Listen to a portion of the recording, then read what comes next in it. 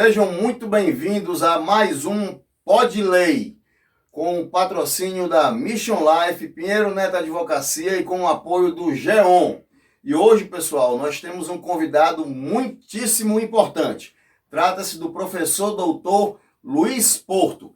Ele é ex-bombeiro, ex-tenente dos bombeiros, médico formado pela UFC, especialista em mastologia pela Sociedade Brasileira de Mastologia, mestre em cirurgia da mama pela Universidade Federal Fluminense, residente em cancerologia pelo INCA, doutor em cirurgia pela Universidade Federal de Pernambuco, professor titular da Faculdade de Medicina da UFC, ex-vice-presidente do Conselho Regional de Medicina, presidente da Sociedade Cearense de Cancerologia, presidente do Comitê de Controle do Câncer do Estado do Ceará, presidente do GEON, autor de artigos e livros, diversos artigos e livros, presente ainda na Tree of Medicine, Árvore da Medicina, laureado com os títulos de Cidadão de Fortaleza, Medalha Boticário Ferreira e Medalha Moura Brasil. Cansativo falar o currículo inteiro dele, viu, senhores? Muito cansativo. Doutor Luiz Porto, eu começo logo lhe perguntando. Eu vi aqui que teve um mestrado em cirurgia da mama pela Universidade Federal Fluminense e a residência em cancerologia pelo INCA. As duas instituições se localizam no Rio de Janeiro. Por acaso,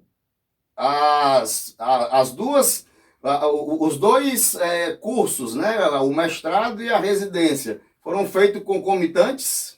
Não, a nossa residência era um programa de 4 anos e nos últimos 2 anos de residência, os alunos que demonstravam interesse para o ensino da cancerologia, eles faziam um concurso para a Universidade Federal Fluminense e, se aprovados, eles acompanhariam o mestrado paralelo ao curso da residência médica. Então foi concomitante. Foi concomitante. Foi concomitante. Eu tenho um mestrado e eu sei o quão difícil é fazer um mestrado. E o senhor fez o mestrado junto com a residência.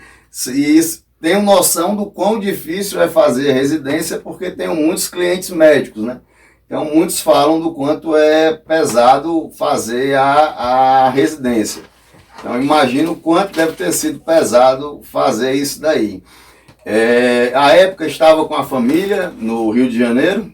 Sim, meus filhos eram muito pequenos, eu tive que abandonar a minha cidade aqui, alugamos um apartamento na Glória, que era pertinho do Instituto Nacional do Câncer, e conseguimos frequentar a residência e obter um ensinamento de altíssima consistência.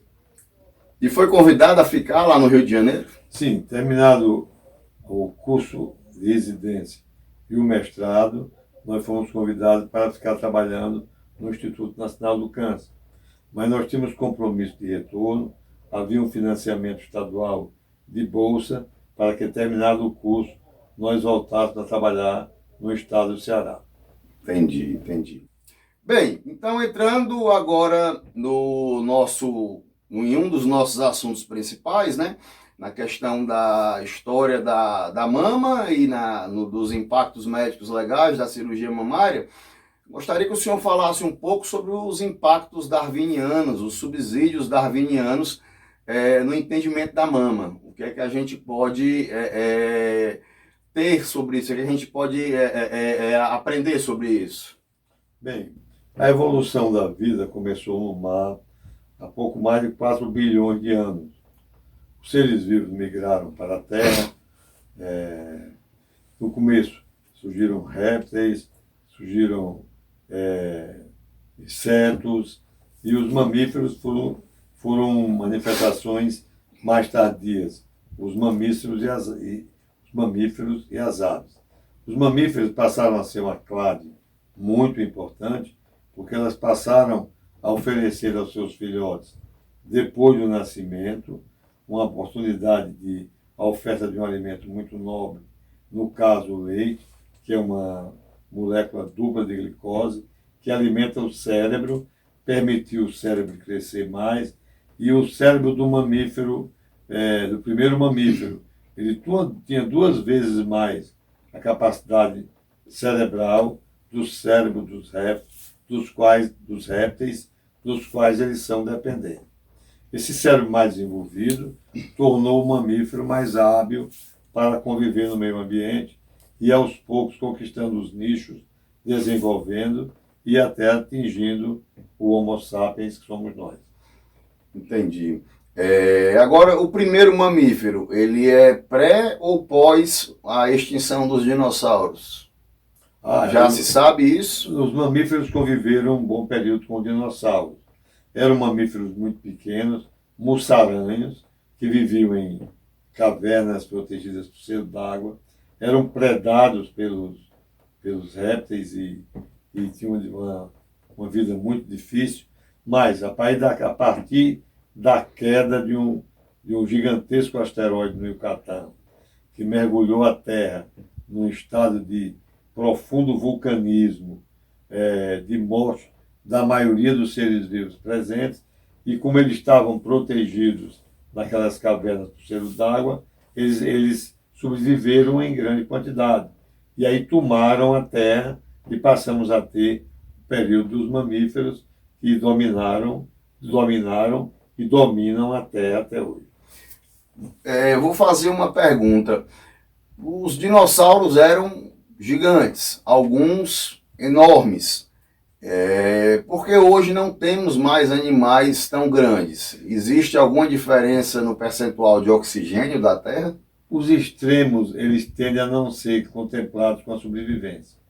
Os dinossauros muito gigantescos, com aquela queda do asteroide, a atmosfera ficou empesteada de gases e eles morreram abruptamente em grande quantidade e praticamente foram destruídos, persistindo apenas pequenos exemplares de dinossauros muito diminutos e que não passariam a oferecer medos aos mamíferos, à exceção dos crocodiláceos e outros descendentes do dinossauro mais potentes, mas que não traziam uma ameaça tão grande aos mamíferos. Os mamíferos ascenderam às árvores, passaram a ter um nicho alimentar mais rico, ovos, plantas, frutas, e o seu cérebro cresceu mais, eles se tornaram mais hábeis, desceram das árvores, passaram a subir a bipedia, passaram a cada vez dominar mais o ambiente e chegaram até nós. O senhor falou aí da questão da bipedia e eu achei interessante. Eu sempre imaginei o seguinte: chegou um determinado momento entre os primatas que alguma turma de primata teve que sair da floresta porque foi expulsa e foi para a savana, onde os alimentos eram mais difíceis de alcançar, eram mais altos, talvez. Eu me lembro de ter estudado sobre isso em biologia na época do colégio. E essa turma que foi expulsa porque era mais fraca. E acabou que essa turma terminou se desenvolvendo mais porque deixou de andar com os 4 membros, porque o macaco, apesar de andar com 2, anda muito com os 4. E aí essa turma terminou se desenvolvendo. Isso é verdade? É verdade, sim. A bipedia liberou as mãos para rasgar os alimentos. Eles ficaram mais facilmente liberados seu aparelho fonador para melhor comunicação, passaram a se comunicar melhor entre si, passaram a viver em grupos. Essa vida em grupo trouxe mais força para o grupo. Eles foram avançando na estepe e terminaram, a partir das glaciações, dos grandes fenômenos ambientais graves, migraram para a Europa e então na Europa sofreram mais novas mutações, mudaram a coloração, ficaram animais brancos, a população branca surgiu na Europa a partir da migração do africano para a Europa, desenvolveram ferramentas, porque o seu cérebro estava mais preparado, aprenderam a utilizar os ferros que caíam dos asteroides, fazer instrumentos de pedra polida, de metais, machados, derrubaram as florestas e continuam derrubando florestas, e hoje eles ocupam praticamente o nicho em todos os espaços da Terra. O senhor falou aí a respeito da força do grupo. Eu li, não me recordo se foi num livro do Harari, no Sapiens, ou se foi no Cisne Negro, a lógica do cisne negro, que ele disse que o Fuxico foi um dos grandes responsáveis pelo desenvolvimento do ser humano, porque fazia com que aquelas entidades, né, de 50 pessoas, 100 pessoas, se mantivessem mais unidas, e terminou fazendo até com que o Homo sapiens ganhasse na guerra contra o outro hominídeo que foi contemporâneo dele, o Erectus, eu não me recordo, o Erectus ou não tenho certeza qual era. Nessa caminhada para o Homo sapiens, surgiram vários antropóides intermediários. Eles ocuparam espaço também na Terra, mas aos poucos os mamíferos, com uma voz muito mais refinada, com o desenvolvimento de um sistema político mais dirigido para a defesa do grupo, eles foram crescendo e foram vencendo praticamente todos esses outros inimigos que eram também antropóides, mas que não tinham as habilidades para competir com ele. Ainda há alguns deles, os grandes monos, os macacos, e muitos outros que conseguem viver em alguns estratos da floresta, principalmente no continente australiano, onde havia houve menor possibilidade de evolução desses mamíferos. E o que dizer desses macacos que aprendem a linguagem dos sinais? Não, todos os animais, inclusive aves, répteis, eles desenvolvem mecanismos de sinais de comunicação, todos.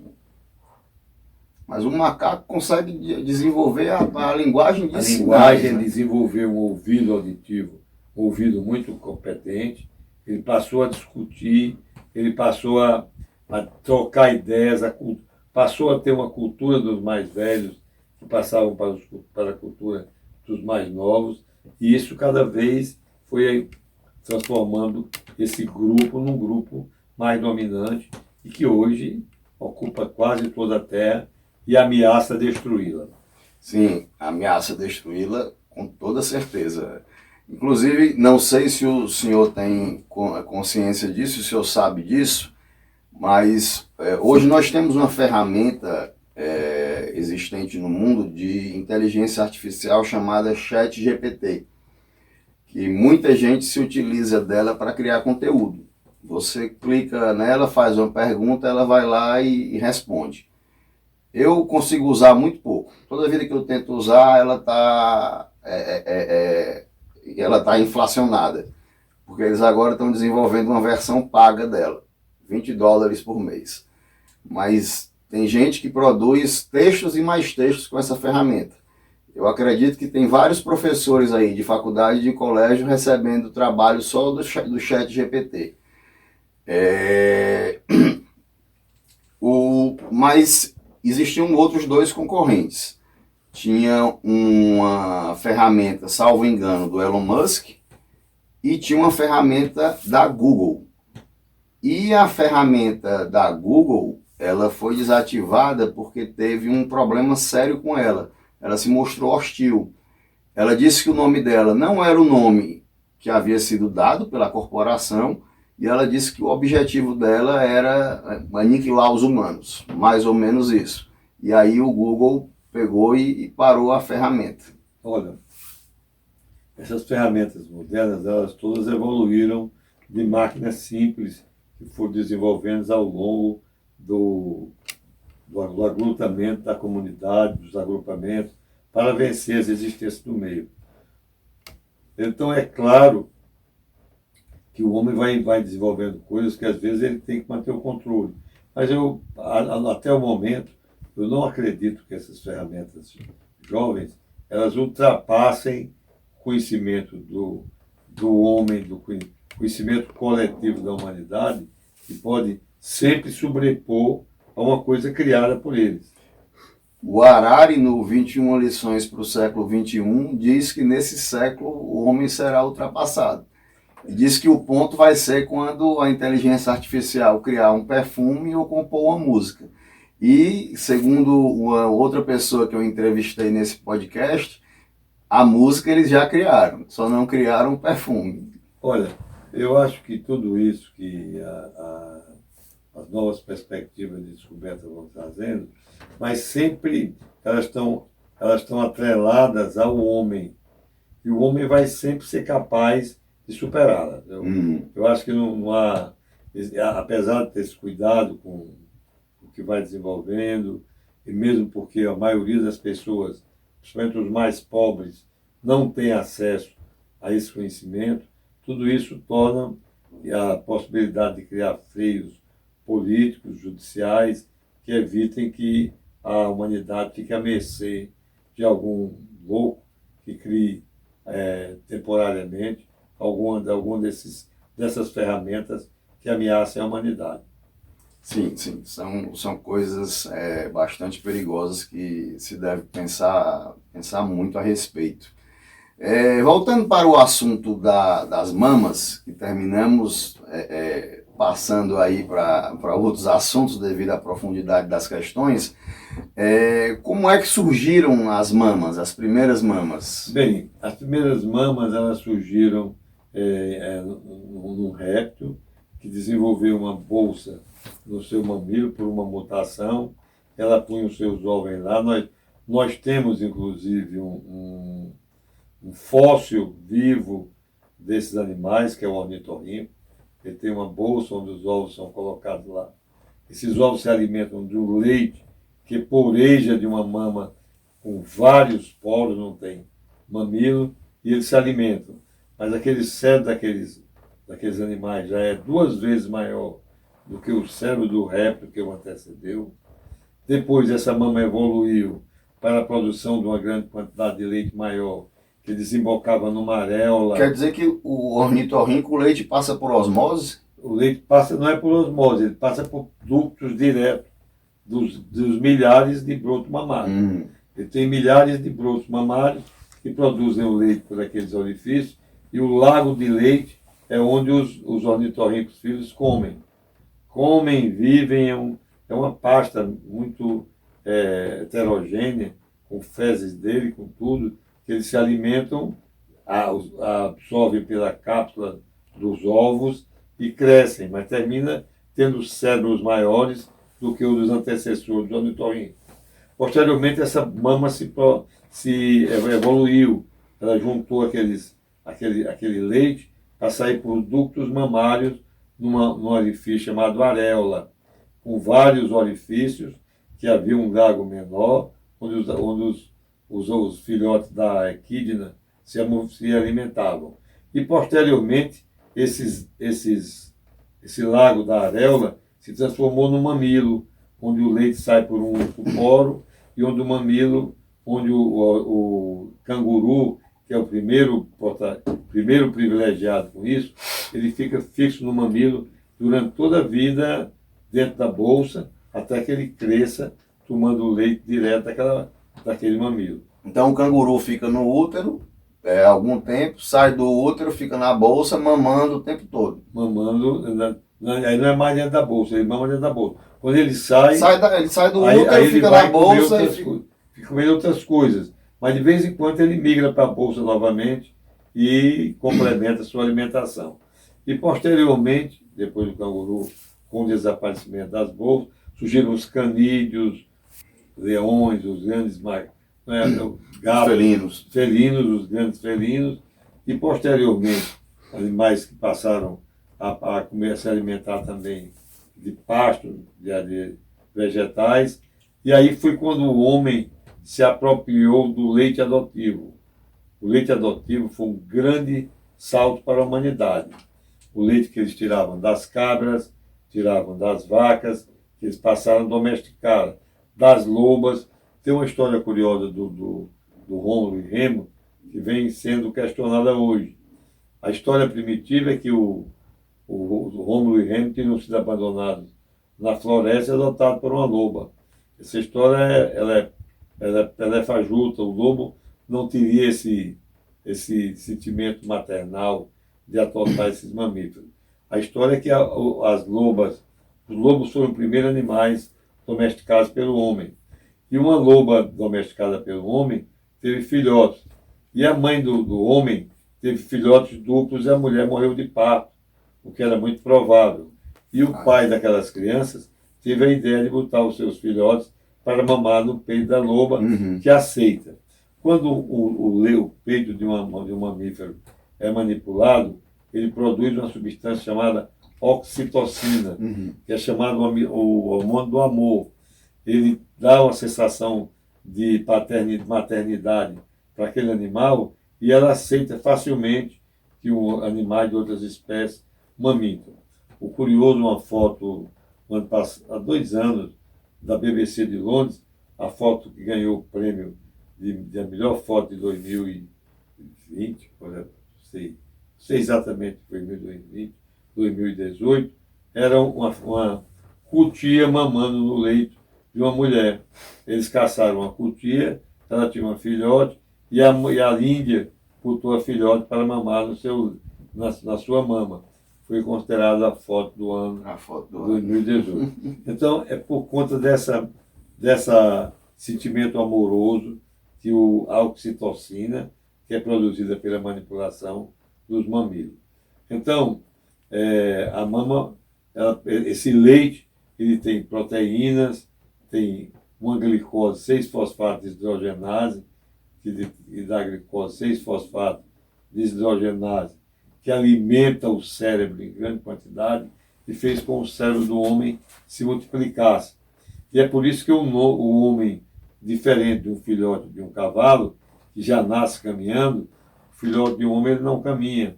Ele tem que primeiro desenvolver o cérebro a partir do consumo do leite materno, para o cérebro crescer e ele desenvolver mecanismos para ele poder caminhar. Bem, mas por que o homem nasce tão inofensivo e desprotegido? Realmente, acredito eu que 99% dos outros animais ou mais já nascem sabendo se mover, fazer o básico, comer sozinho, fazer o básico da vida.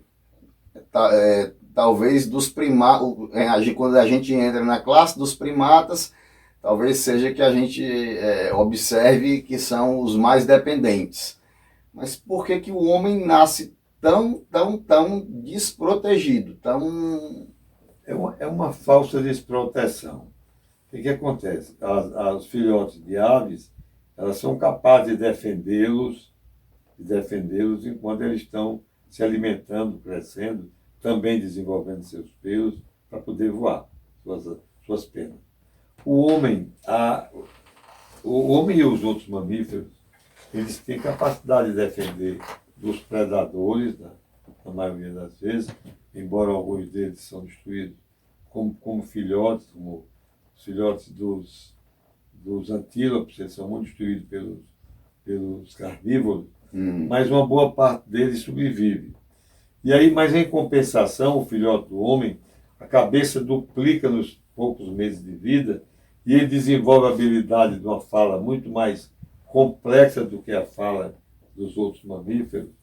Ele desenvolve habilidades coletivas no interrelacionamento com os pais, com os irmãos, com a comunidade, e a comunidade passa a ser um útero protetor. Agora, se vários outros animais também tomaram leite, por que é que somente nós nos desenvolvemos tanto? Porque eles tomaram leite, mas não tiveram esse ambiente coletivo. O homem vivia em grandes quantidades. Esses ambientes coletivos de aprendizagem, os mais velhos ensinando aos mais novos, a divisão das tarefas de filhotas, ficavam cuidando dos filhotinhos enquanto a mãe ia caçar. E esse cérebro desenvolvendo numa velocidade astronômica, muito rápida, e criando capacidade de interagir, de entender os medos, as violências. Ele passou a ter uma capacidade de julgar, de antever, de ser capaz de prever momentos de perigo, de escolher alimentos que eles podiam comer sem se intoxicar. Então, tudo isso foi um conjunto de habilidades que ele desenvolveu. Só para você entender um pouco, os turcos de Genghis Khan só conseguiram invadir a Europa por conta do leite adotivo. Eles tiravam leite dos cavalos, das éguas, e davam aos filhotes. E o excedente eles faziam queijo. O queijo é um alimento nobre que não se estraga. Eles botavam nos alforjes de sua cela e saíam guerreando, e eles podiam parar em qualquer canto, comer, diferente dos outros animais que tinham que parar, caçar, para poder encontrar alimentos para voltarem a fazer as suas caminhadas. Foi um crescente de entendimento do meio ambiente que o homem desenvolveu a partir de um cérebro muito maior, com regiões cerebrais definidas para cada canto, audição muito melhor, a estatura que permitia ver a distância, o ângulo dos olhos capazes dele antever a distâncias maiores, identificar predadores, a habilidade das mãos, porque ele deixou de comer com os dentes, deixou o masseter deixou se diminuir, né? locomover com as mãos e comer com os masséteres. E aí, por isso aí, ele teve a grande felicidade de desenvolver ferramentas para poder praticar armas para fugir dos predadores. Ok. Bem, entremos agora então nos impactos médicos e legais da cirurgia mamária. Na sua experiência no conselho, teria algum caso que gostaria de trazer para nós, contar algum caso? Não, a mama, as mulheres escondiam, a mama passou a ser o órgão do erotismo, e as mulheres com a cultura passaram a esconder suas mamas. E muitas vezes elas desenvolviam lesões que os outros não participavam e não viam. E o primeiro entendimento dessas doenças mamárias foi feito por Imhotep, que era um médico egípcio, que ele percebeu que a mama desenvolvia um caroço, esse caroço destruía a mama, passava para a axila, para outros órgãos e matava a pessoa. A medicina egípcia, ele entendia, isso é um adoecer, ele entendia o adoecer como um castigo divino. Aquela mulher que desenvolvia um tumor mamário era alguém que tinha cometido algum pecado que deveria pagar. Então, o que fazia o Imhotep, que foi o médico mais famoso egípcio, que passou para a cultura grega como Asclépio. O Imhotep, ele passou para a cultura grega como Asclépio. Então, o Imhotep, ele percebeu, os médicos da geração dele, ele discutiu uma doença como castigo divino, e ele, quando a mulher chegava com uma doença, ele negociava com Deus, ele ia lá, negociava com Deus qual o castigo que ela merecia pelo pecado que ela tinha cometido. E, na maioria das vezes, ele cauterizava aquele tumor maligno com ferro em brasa. E a curabilidade, claro, era precária, mas isso atravessou milênios com a medicina egípcia, eles dando beberagem,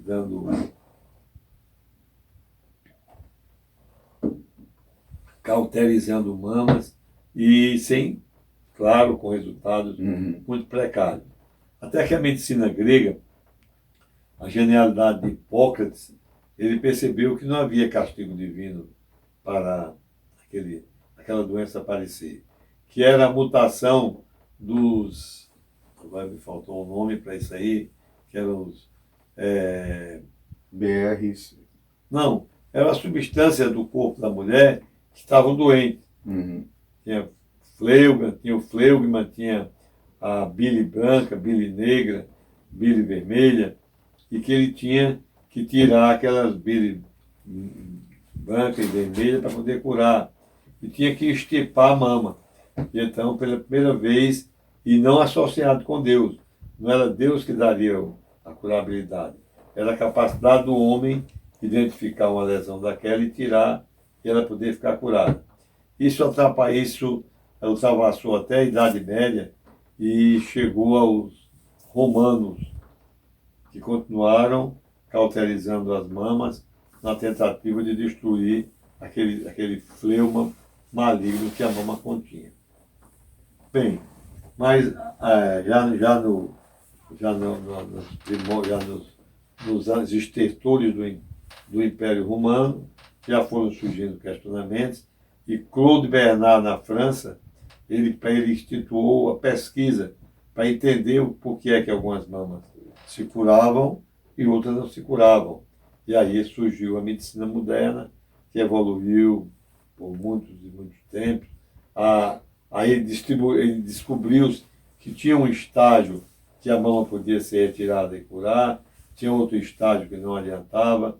E aí, até que, na virada do século XX, William Halsted criou a cirurgia radical da mama, que curava uma boa parte das mamas. Depois descobriu-se que as células mamárias que estão na mama, elas podem estar circulando nos vasos sanguíneos, na axila, e que a curabilidade é uma coisa mais complexa. E muito mais recentemente, eu queria parar por aqui essa discussão sobre como surgem as mamas, seriam por mutações de genes responsáveis pela formação da mama, que por algum motivo ou a mulher dava com defeitos, ou a mulher desenvolvia com defeitos por conta do seu comportamento que ela tinha com alimentação, com tarefas, com a parte emocional, com uma série de coisas que nós estamos chegando no limiar do século XX. E o senhor sabe dizer quando foi que começou a ter algum ordenamento jurídico por detrás das pesquisas? A sua pergunta é muito boa. O juramento, o Código Hammurabi, ele já antevia que o médico podia curar as mulheres. Ele dizia que quando o médico amputava uma mulher e não curava, ele sofria um castigo. Ele perdia a sua mão, ele perdia o seu órgão, porque ninguém entendia que aquela doença pudesse ser causada por passagem de genes para outra parte do corpo. O Código Hammurabi foi usado durante muito tempo, mas depois hoje, com o entendimento cada vez maior, mas ainda mínimo, nós sabemos muito pouco da gênese genética do câncer de mama, mas a gente vê que não tinha o menor sentido a punição de alguém por não curar uma paciente, porque é o puro desconhecimento que ainda afeta a maioria dos homens. O meu mito favorito é Don Quixote. Nós atacamos o moinho de vento, porque muitas vezes nós não estamos sabendo o que é que nós estamos enfrentando em relação ao câncer de mama. Bem, e como esse câncer de mama, descrito aí pelo Imhotep, que inclusive é personagem de filme, foi tratado ao longo do tempo? Bem, o Imhotep tratava a filha do faraó, era o topo da civilização egípcia. E conta Hollywood que tinha um caso com ela, né? É? Conta Hollywood que ele tinha um caso com ela. Não vamos nem entrar nesse detalhe. Mas como as mulheres comuns egípcias conviviam com o câncer de mama? Ora, nem todas elas tinham pessoas para julgá-las, para abordarem os deuses, para negociar, para ver como é que tratavam. Então a maioria delas morriam usando meizinhas, usando sem nenhum conhecimento, e a maioria delas morria de maneira baixa, com sofrimento inimaginável. Isso ultrapassou todo o período do Egito, caldeus, aquelas civilizações ali do Oriente Médio todinho, e culminou na Idade Média. Quem as tratava? Os cirurgiões barbeiros surgiram. Eram pessoas treinadas para fazer cirurgia. Com o próprio nome, cortar cabelo, amputar membros, tratar feridas, cauterizar feridas, e eles trataram durante milhares de anos as pacientes que tinham essas lesões. Os resultados a gente pode imaginar como era precário. Aí, em algumas vezes, eles eram expulsos da cidade, eram mortos, porque não conseguiam os resultados adequados, principalmente porque eles, às vezes, ofereciam cura que eles não podiam oferecer. Bem, quando a medicina grega estabeleceu os princípios dos humores, que o câncer é resultado das mutações dos humores, aí passou-se a procurar estandartizar a cirurgia médica. Galeno, que era um cirurgião grego, também trabalhou em Roma, ele preconizou uma cirurgia interessante. Ele tirava a mama e quando tinha os nódulos axilares, ele também tirava os nódulos axilares. Mas tirava aleatoriamente, sem planejamento, e a gente imagina que os resultados deles não fossem grande coisa. Até que a cirurgia de Claude Bernard, onde ele mostrou os estudos de Claude Bernard, onde ele mostrou que havia uma rota de desenvolvimento de vários cânceres, não só da mama, como da pele e de outros órgãos, ele preconizou, tentou estandartizar uma cirurgia da mama que culminou com o cirurgião americano Sir William Halsted. William Halsted, ele planejou uma cirurgia muito radical, tirava toda a mama com os músculos peitorais maior e menor, tirava todos os linfonodos, que são as gânglias, aquelas ínguas que as pessoas têm nas axilas, e para ele, quando a doença estava restrita nesses órgãos, ele curava uma grande quantidade de pacientes. E ele foi realmente o primeiro médico a obter resultados curativos do câncer de mama. William Halsted. Era uma cirurgia com muito sofrimento para mulheres. A maioria ficava com sequela do braço inchado, limitado. Eu sei bem o que é isso. Já tive uma cliente que fez uma cirurgia de mama e ficou com o braço limitado e me procurou para processar Deus e o mundo. Pois é. Então, essa mutilação durante muito tempo foi empregada.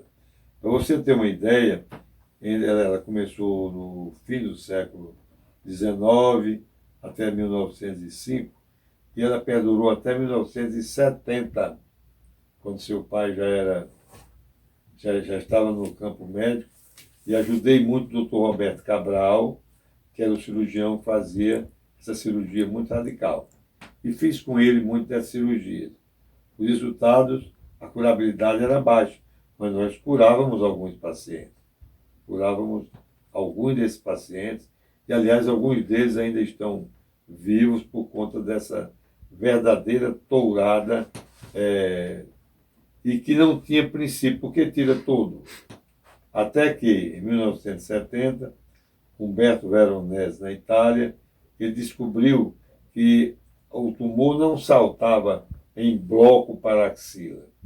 Ele ia por um canalzinho, pegava uma daquelas glândulas e passava para as outras. E se a primeira glândula não tivesse comprometida, não precisava tirar as outras. Então não mutilava a mulher. E nós passamos, a medicina brasileira, à custa de muito trabalho, teve um lance curioso, você pergunta de lances curiosos, o Geraldo Ford, a Beth Ford era sua esposa. E ela tinha sido esposa de um cirurgião americano que tinha adotado o método do Veronese, de não esvaziar a axila se o linfonodo de sentinela não tivesse comprometido. E aí a Babette Ford não aceitou, optou por tirar a mama.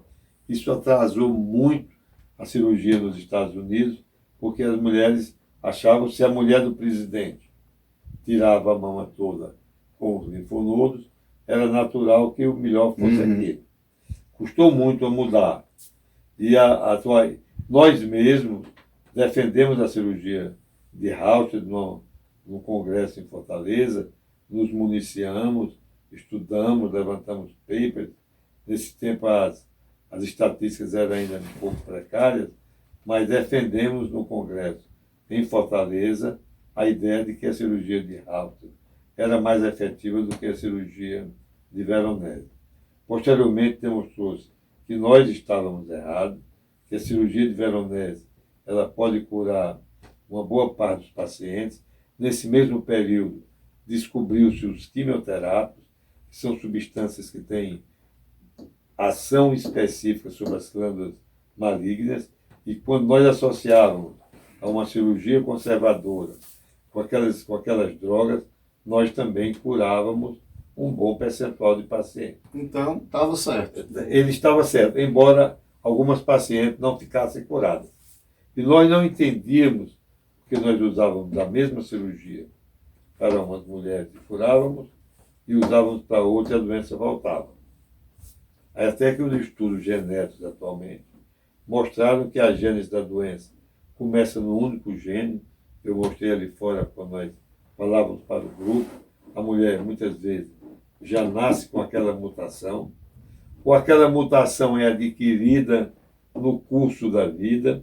Aí é preciso que eu aproveite esse tempinho para ilustrar às pessoas o que é que pode provocar essa mutação. As mulheres que têm vida sedentária, não fazem qualquer atividade física, as mulheres que têm sobrepeso, as mulheres que fazem uso abusivo de açúcar, de massas, de gorduras, e que aqueles alimentos eles se transformam em hormônios e podem provocar a recidiva daquela doença da mama ou tornar mais difícil tratá-la. Então, tudo isso aí foi uma mudança muito grande. E, mais recentemente, descobriu-se que algumas mulheres já nascem com a mutação. O curioso disso aí, eu acho que todo mundo está ouvindo falar do projeto Genoma, que você pode pegar Tem uns grupos hoje que você pega seu sangue e manda para uma plataforma de laboratório, que ela vai ver de onde você veio, de onde foram os seus ancestrais, de qual cidade da Europa, de qual cidade do Brasil, de qual cidade do Oriente Médio. E com esse mapeamento genético, você pode encontrar algumas mutações. Descobriu-se, por exemplo... Como é o nome disso daí? Mapeamento genético. Não, mas como é o nome desse grupo, desse site? Sabe o nome desse site aí? Não, mas é fácil. Site genético de pesquisa familiar. Você vai botar no Google, tem vários. Aí você manda um pouco do sangue. Manda o seu sangue, ele vai lá e identifica qual é a tua vertente genética.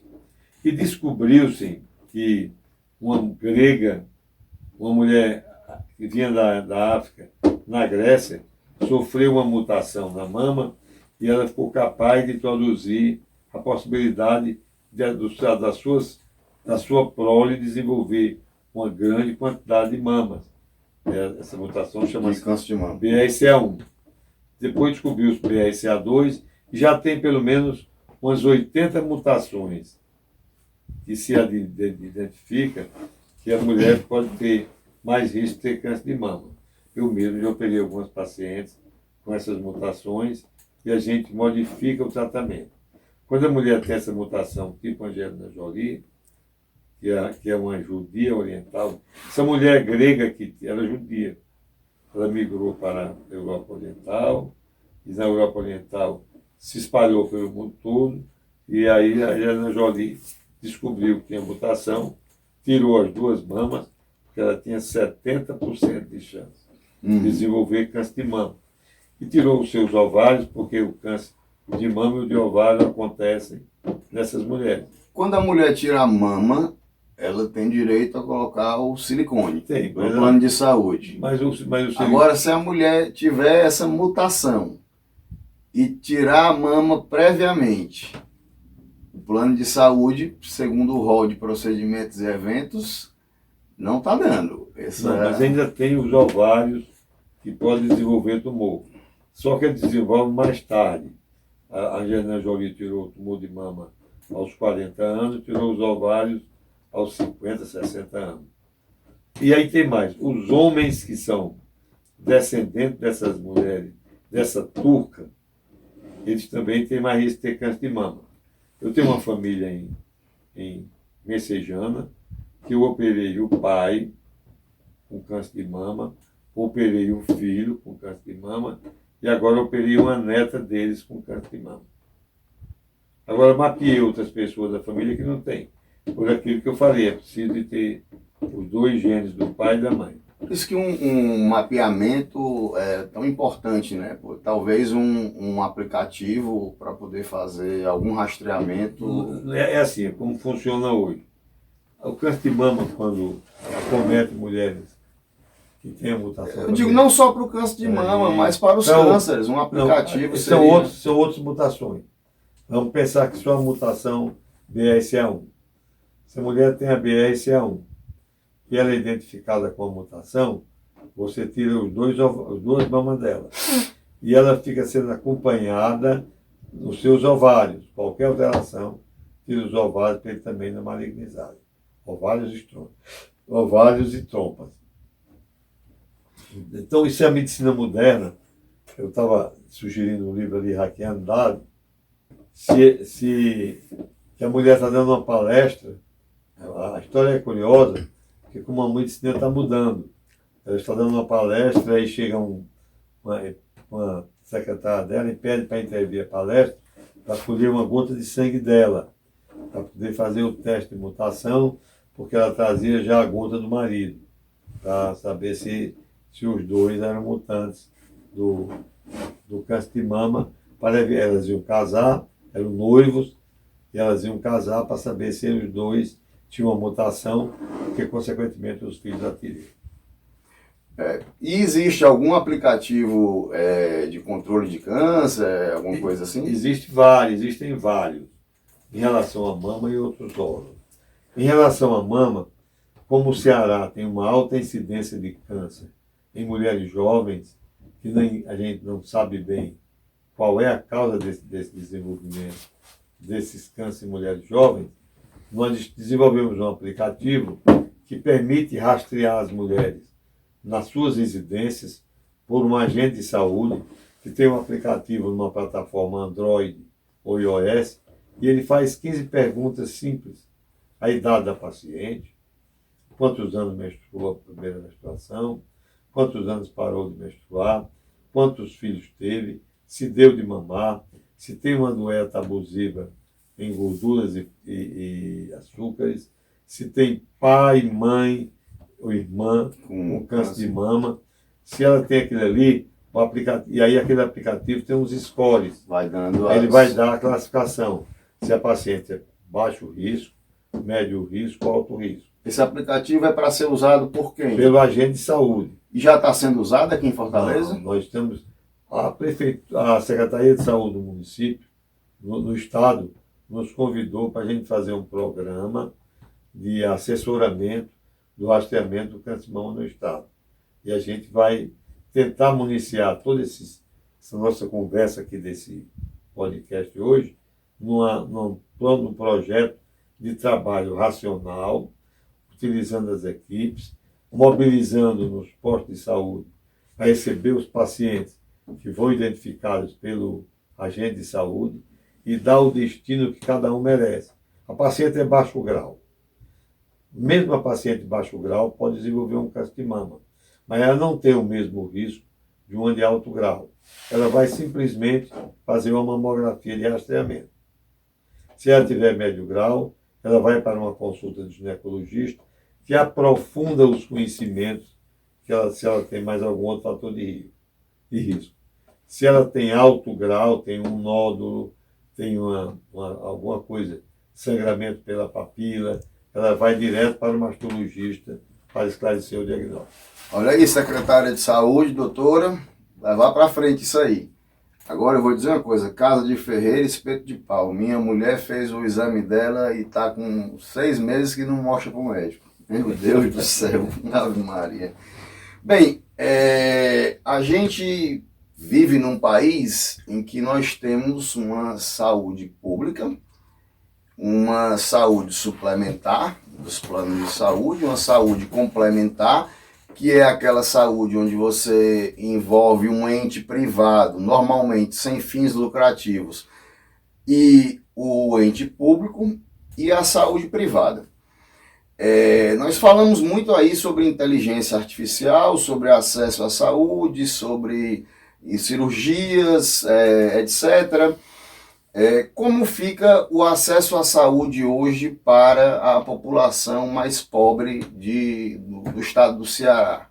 Bem, meu filho, para uma mulher responder as perguntas do agente de saúde, ela vai ter que ter um conhecimento mínimo. Ela nem sabe nem qual é a quantidade de açúcar que tem numa fatia de mandioca. Eu não sei também não.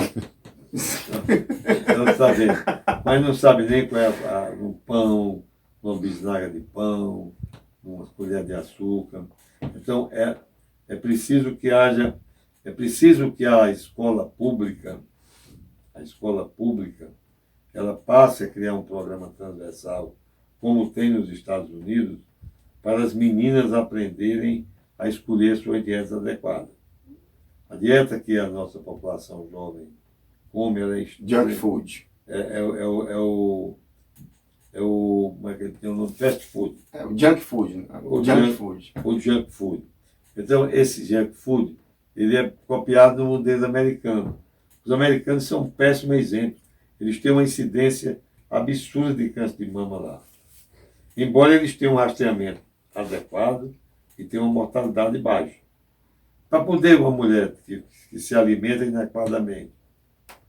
Em alguns estados eles têm diminuído, tem o seguinte, devido aos exercícios. As mulheres que têm filhos precoces, que têm o primeiro filho precoce, elas se protegem um pouco do câncer de mama.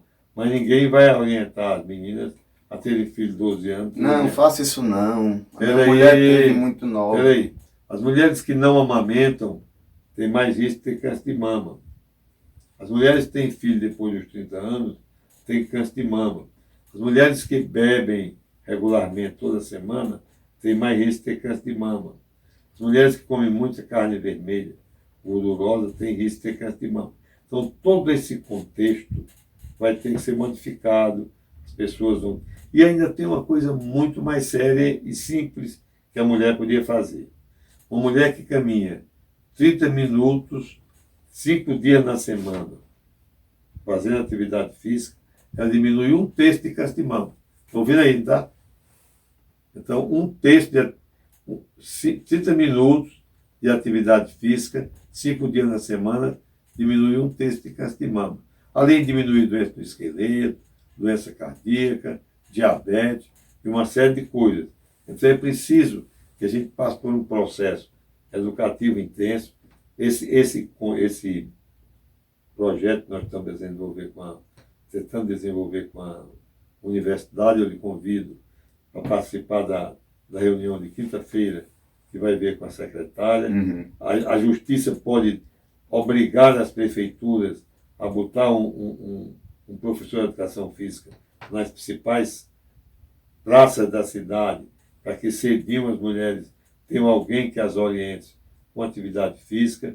Aí tem uma série de coisas que o Poder Judiciário, os meios de comunicação, a televisão, o rádio, possam se envolver para que a gente melhore essa realidade tão dolorosa que é uma das mortalidades por câncer de mama mais alta no mundo. Muito obrigado, doutor Porto, pela sua presença. Inclusive, quero lhe presentear com uma agenda do nosso escritório. Ok? Fico muito feliz pela sua presença. Tenho certeza que os ouvintes, nosso público gostou muito desse podcast. Mais um episódio do Pod Lei. Fico muito feliz que nós tenhamos conseguido mais essa missão.